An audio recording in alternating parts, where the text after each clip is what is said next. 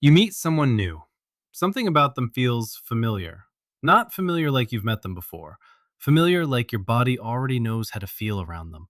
You tell yourself this is just chemistry. But the real answer is far stranger than chemistry. You are not falling for a person. You are falling for a pattern. And that pattern was written into you decades before this person ever walked into the room. Look back at the people you've loved.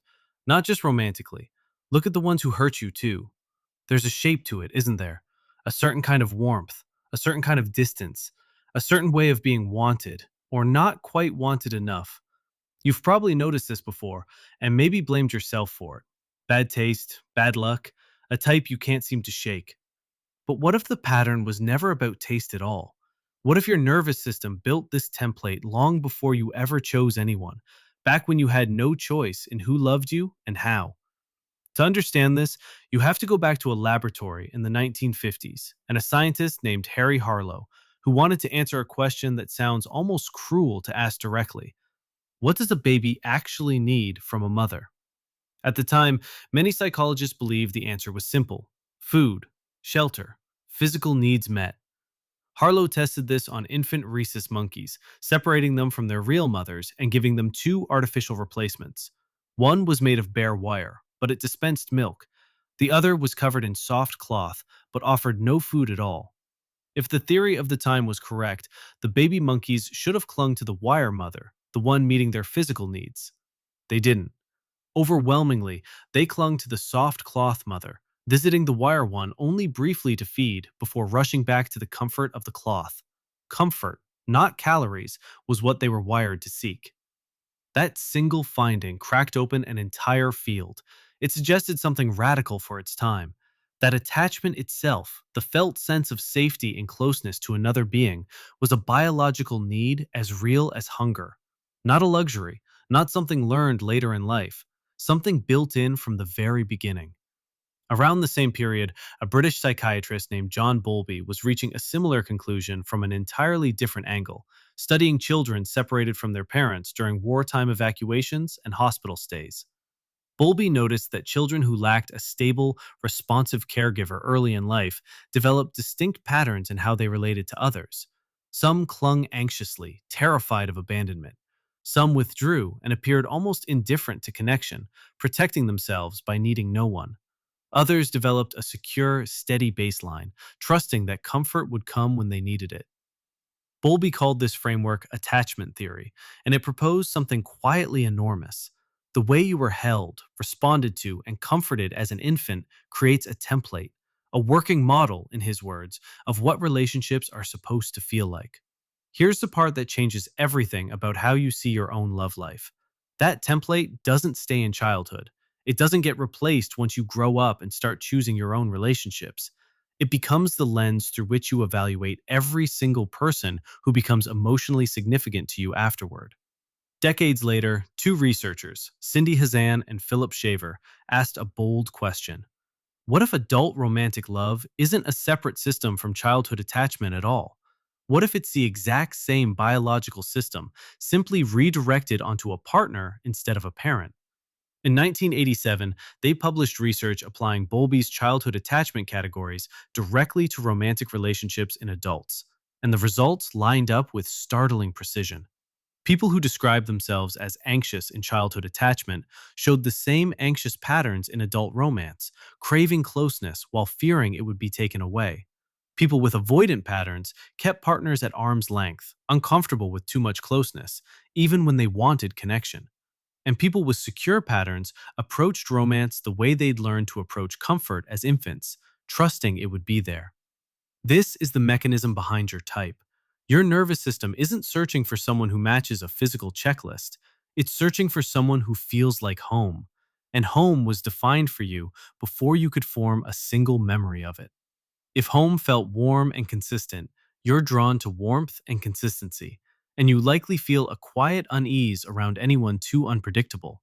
If home felt unpredictable, some part of you may have learned to associate that unpredictability itself with intimacy.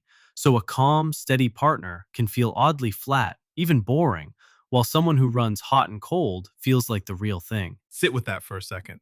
It means the person who seems to give you butterflies isn't necessarily the person who's good for you. Sometimes those butterflies are simply your nervous system recognizing a familiar shape. Uncertainty, it already knows how to survive. Distance, it already knows how to chase. This is why so many people report falling for emotionally unavailable partners over and over, even when they consciously want the opposite. It's not masochism, it's recognition. The body mistakes familiar for safe, even when familiar was never actually safe to begin with. There's a name for how deeply this kind of early pattern can imprint. Long before Bowlby or Harlow, an Austrian zoologist named Konrad Lorenz observed something remarkable in newly hatched geese. Within a short critical window after birth, the goslings would attach to the very first moving object they saw and treat it as their mother for the rest of their lives, walking behind him instead of any adult goose if he happened to be the first thing they saw. Lorenz called this phenomenon imprinting, and while human attachment is far more complex and doesn't lock in with quite that same rigidity, the underlying principle echoes eerily through everything Bowlby and later researchers would find. Early exposure creates a template that later experience struggles to override. What you see first becomes what you follow. You, too, imprinted, not on a single object, but on a pattern of closeness, a rhythm of how affection arrived and disappeared, a specific flavor of being loved or not quite loved enough, and your nervous system quietly filed it away as the definition of intimacy itself. This explains something that otherwise feels almost absurd. Why intelligent, self aware people, people who can identify their pattern with total clarity, still find themselves walking straight back into it. Knowing your type intellectually and feeling safe around your type are two entirely different systems. One lives in your prefrontal cortex, capable of insight and analysis. The other lives somewhere older and faster, built before language, built before choice, responding to cues you're not even consciously tracking.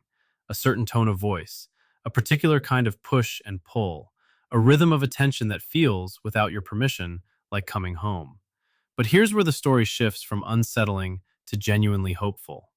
Attachment researchers who followed up on Bowlby and Hazan and Shaver's work discovered something crucial.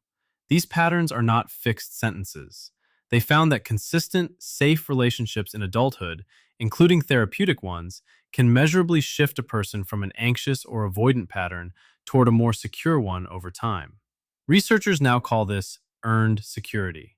Your nervous system built its template in the absence of your consent, but it isn't incapable of rebuilding one with your participation. That rebuilding doesn't happen by simply deciding to change your type through willpower.